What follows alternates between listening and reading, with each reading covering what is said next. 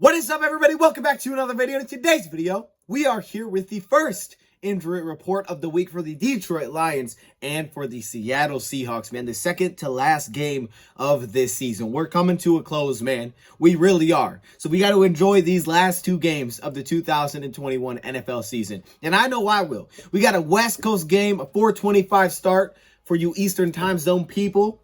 And I'm excited for that. So let's get it started. The city's been down, and it found a way to get up. And when you knock us down, we're going to get up. And on the way up, we're going to bite a kneecap off, all right? And we're going to stand up, and then it's going to take two more shots to knock us down. We're going to take another hunk out of you. Before long, we're going to be the last one standing. And welcome, everybody, to another video. Glad you guys are here. And we back with another injury report video. Now, quick little updates for anybody that is a member, an all-pro member on this channel, or an LSD exclusive member on the Patreon. The link is in the description of these videos if you want to do it over there.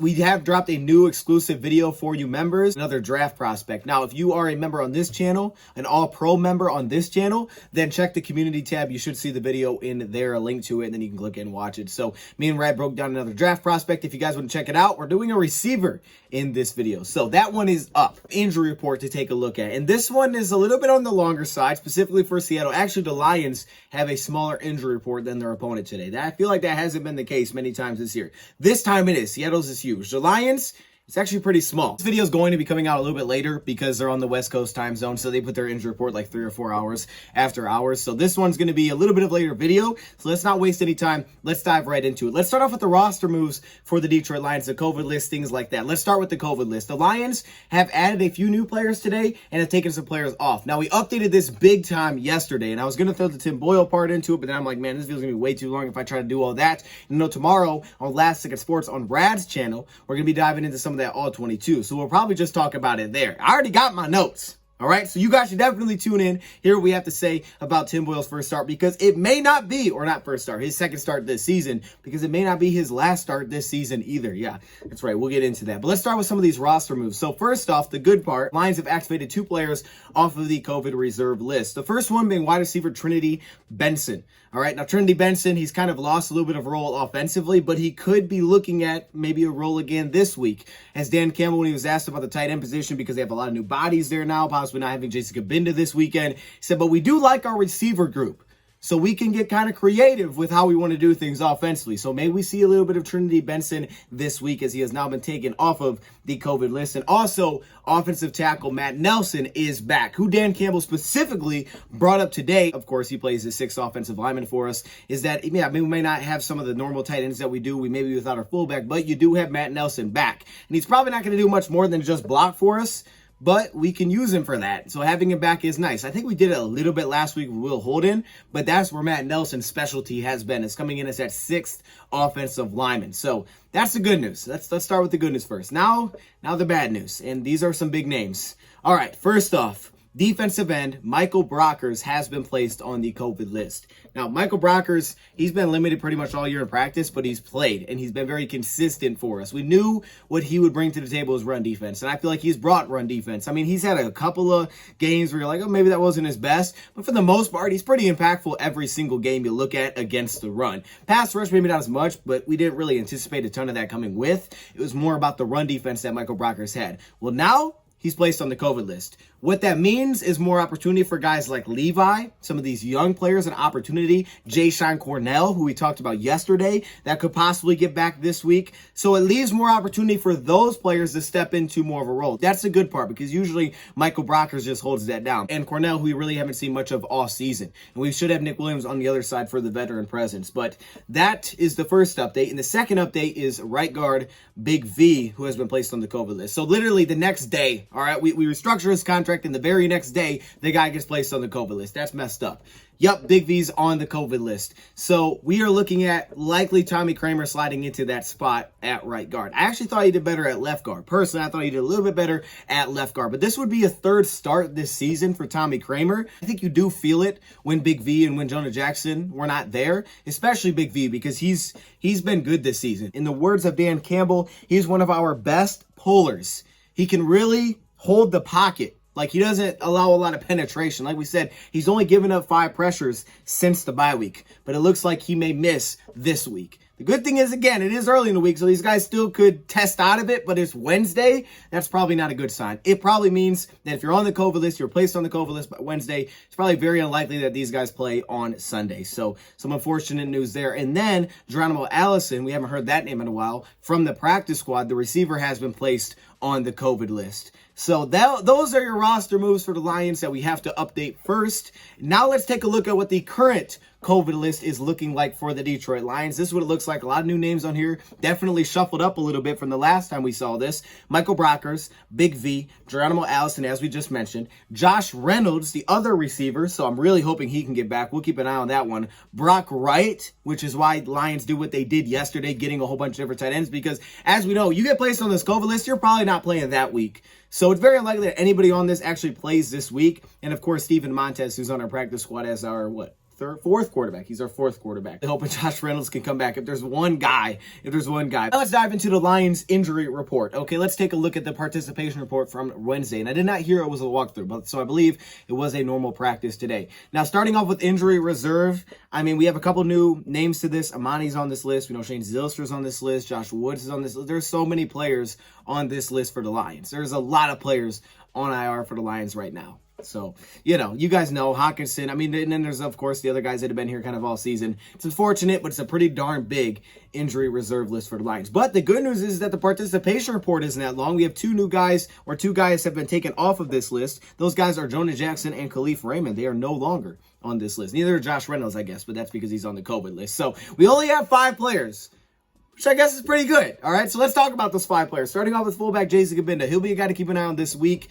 It doesn't seem like he'll play just from the words of Campbell earlier in the week, but no participation today. We'll keep an eye on it because you never know. It's a long week. And Campbell said, we brought Jared Pinkney back, who was with the Lions, so he may be one of the guys the Lions, asked to play this weekend. And of course, he brought up Ross Travis, who they also brought in. And he said, we got Nick Eubanks, who's also on the practice squad. He said their plan is to bring 1 or 2 of those guys with them. And then, like I said, he said he likes the receivers that they have, plus having Matt Nelson back for that 6 offensive lineman sets. He said, heck, maybe we do have to have him go out there and run some routes. This may be a little bit different than we've seen without a fullback or a tight end possibly, or your normal tight ends possibly this week.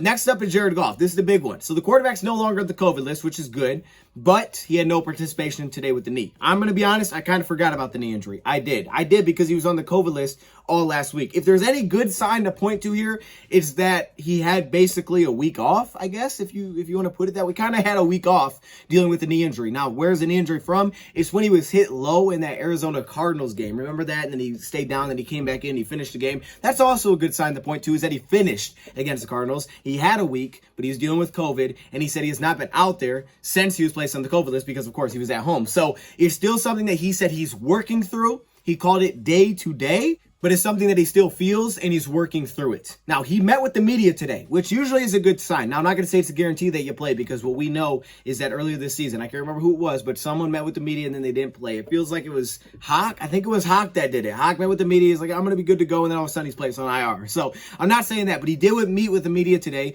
which is a good sign, but he did not practice today. Now, that was kind of expected that he wasn't going to practice today. I guess before practice, we kind of knew this, so this wasn't something I was like, oh, it happened during practice. It was kind of expected that he wasn't going to practice today because the Lions also had Tim Boyle go through the pressers today, which some people are believing that, well, Tim Boyle went through it. Tim Boyle's going to start this weekend. And that's very possible. Right now, I would just say it's completely up in the air. Tomorrow's going to be a big day. And then Friday, I mean, there's really not a lot to tell right now from this. Of course, Boyle's healthy, and this would be his 3rd start this season. And I liked how Boyle played more than I originally did watching it live after watching it back with the All-22. Again, we'll discuss that tomorrow on Rad's channel. So make sure you check it out when we go through some of that All-22 and you guys can see it as well. But it could be another opportunity for Boyle. However, I do want to see Jared Goff back with this offense. But for now, no participation. We'll keep an eye on that knee injury. It just seems like it's completely up in the air. I can't even lean one way or another because there's some signs that point to, yeah, he'd probably play, the way he was talking about getting Swift back and how that would help them. And he's like, we face challenges all season. This is just a different challenge. But then at the same time, you have Tim Boyle going in there. I'm actually kind of leaning towards, I think Goff plays this weekend, but I don't know for sure. We've seen this before where both quarterbacks went through pressers. Jalen Reeves-Maben, the linebacker. Now, he continues continues to be on this with limited participation. They're kind of just, I think they're just taking care of that because he's had to deal with, he's been dealing with this last couple of weeks, but he's also played the last couple of weeks, and he's also been really good the last couple of weeks. So keep doing what you're doing, all right? Keep doing what you're doing, keep that guy healthy, and let him stay on the field. Julian Okwara, this is probably the best update we could get. Want a good update, a feel-good update? It's Julian Okwara, the outside linebacker, who has actually, wait, hold on. I spoke too soon. There's another good update. But start off with Julian Okwara, full participation today. Why is this so good? Because last week he practiced 2 days last week. Back-to-back days, I think Thursday and Friday he was limited, but he did not play on Sunday. He was inactive. But now to start the week with full participation, signs point to him getting back this week. So that's pretty darn awesome. All right, we could be getting Julian back with Austin Bryant, okay, having those two guys on the outside. I just want to see Julian again this season. I really do. I want to see Julian this season. I want to have the All-22 to look back on once the season is over and say, okay, this is what we're getting out of Julian Okwara. I just want to see more reps from that guy. Run defense and also getting after the quarterback because he's flashed some things I like, but I think there's still more that he could grow. So Julian Okwara is back. Great news there. And you wrap it up with some great news as well with Deandre Swift, who I spelled wrong, which you guys can't tell because I'm fixing that right now. I put 2 S's in there. I don't know why I did that. But Deandre Swift, he's back, baby. Chili's, I want my baby back rib. All right, that's the simplest way to put it. I know, I don't want to go out there and say he's 100% going to play this weekend, but he's 99.5% sure. 99.9. Let's go 99.9. 99.9% chance that Swift rocks this weekend, that he's going to be playing in this game. Dan Campbell said he's been wanting to get back. My thing is we'll shut him down after the Green Bay game, basically meaning that, we'll shut him down when the season's over. Look, I feel like DeAndre Swift still has a lot more room to improve, so we want to get him out there and just let him go. So DeAndre Swift, full participation. That's great news. Remember last week, the whole thing was we want to make sure that he was confident with his shoulder. Apparently, they must have felt like maybe he wasn't. Jamal played well last week. They had Craig Reynolds. They also went with Godwin. But now DeAndre Swift is back, and it looks like he's going to play this Sunday. From all the people that we heard from, they're all like, yeah, we're getting Swift back this week. We're getting Swift back this week. They're already speaking like they were going to get him back this week. So that's the plan. Swift is going to play this week against the Seattle Seahawks. Swift's answer about playing, because the Lions are out of playoff contention. He can't make the Pro Bowl, but his answer was great. I feel like God put me on this earth for football, to play football, to affect people around me. I love the game so much, so any opportunity I have, whether it's 2 games, 1 game, losing record, winning record, I'm going to do my best to step my foot out there and play for my teammates, for my brothers. Just love the game so much. Like I said, I'm excited to be able to get back and just contribute in any way possible for these last 2 games. This is your job. Like, you get paid to play on Sundays. You don't get paid to practice. I mean, unless you're a practice squad player, but you get paid to play. You get paid to be prepared to play. And everybody says it. Your best ability is availability. And that's part of the reason I slightly lean towards Goff playing this weekend, because I know he prides himself on toughness and being able to play through injuries. I believe he'll go in this game knowing that he finished off the entire Arizona game, even though he went down with that injury in that game and came back after a play. So I believe he'll be able to go this weekend because of that. But for DeAndre Swift, I mean, this is your job. It's what you get paid to do. You get paid to play. And it's not like Dan Campbell doesn't want you out there. He wants to see you improve, man. And Swift's dealt with injuries. So for him to get back, like, this is what you do. It's what you spend all this time preparing for. You get 17 opportunities, not including playoffs, to play. That's it. 17 in a whole year. And you've already missed some of those. So you have such a limited amount of opportunities to showcase what you can do for your team, for contracts, for everything. There's your good news to wrap it up. Now let's talk about that Seattle Seahawks team and go through their injury report.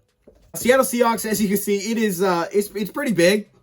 It's a good sized injury report. I mean, it's not the biggest one we've seen. The Lions have had a huge one this year, but it's pretty big. It was a lot to type. Let's do a quick little overview of IR and the COVID list for them first. Starting off on IR, you see a couple of names that stick out there. I see Trey Brown that sticks out, young cornerback, but Jamal Adams, of course. The safety, Jamal Adams, Marquise Blair, Ben Burr-Kirven, Chris Carson. I think that happened early, maybe even before the season started with their IR. On the COVID list, they actually had some really nice news today as multiple players were taken off this COVID list. They currently only have 2 players on their active roster on the COVID list, and those players are Austin, the defensive back, and Collier, the defensive end. Look at this list for the Seattle Seahawks. I mean, a couple of guys that they have recently activated are on here. DJ Reed, the cornerback, he has been activated off. That one happened today. And so did Brian Monu, the defensive tackle. He has also been activated today. And yesterday, the 2 guys that they activated were Disley, the backup tight end, who has 20 receptions this season, who Pete Carroll said he would be able to play this weekend. He pretty much thinks that he's going to be able to go. And also Shell, as we said, the right tackle, who he wasn't completely sure if he was going to be able to play this weekend. With Adrian Peterson, unfortunately, they put Adrian Peterson on the COVID COVID list. He's been dealing with a back injury, but he still had an impact on that team. Peterson played in one game for them, and they were going to try to get him back. He was dealing with a back injury. Back injury that Peterson has been dealing with has not responded the way that they hoped had hoped it would respond. But now he's on the COVID list. He has been an active participant in practice, and Penny's had a couple of games in the last 3 good games in the last 3 weeks that apparently he's had just a huge influence on. But now he's on the COVID list, unfortunately. I thought that'd be kind of cool to see Peterson play against us this week, but no, he's on the COVID list. So we'll keep an eye on it, but he's also dealing with a back injury. Now over to their participation report.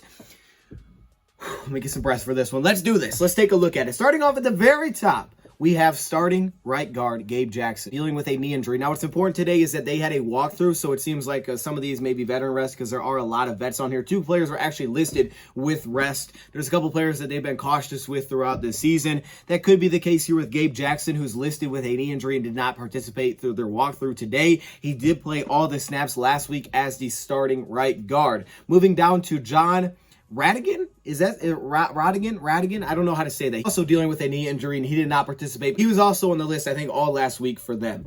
Moving down, Carlos Dunlap, just dealing with rest. Dwayne Brown, their starting tackles. So a couple of big names there, just having some rest. Al Woods, one of their starting defensive tackles in their 4-3 defense. He's dealing with a shoulder injury and did not participate today. Now, Al Woods, he's been really good this season. I haven't dove into a ton of film for Seattle, but I know that he's been really good this season, specifically as a run defender. The guy has about 50 combined tackles this season. He's also getting some pressure, 330 pounds. He's been a good DT for them. One spot I would look on this injury report going through the week is that defensive line, specifically the front 7, but, they got playmakers. They got Bobby Wagner holding it down, and, he's out here setting records. Congratulations to Bobby Wagner. Then you got Jordan Brooks, a young linebacker, I think out of Texas Tech, who's 3rd in the NFL in total tackles. He's got 155. Not the best in pass coverage, but he's making plays. But then the defensive line, who's got some really solid pieces on it. Al Woods, no participation. Brandon Shell, this is another big one. This is their starting right tackle. Now, he has not played the last 3 weeks. He's been on the COVID list, missed 1 game because of an injury, missed 2 games because of the COVID list. The way that Pete Carroll basically put it is they're not for sure if he'll be actually ready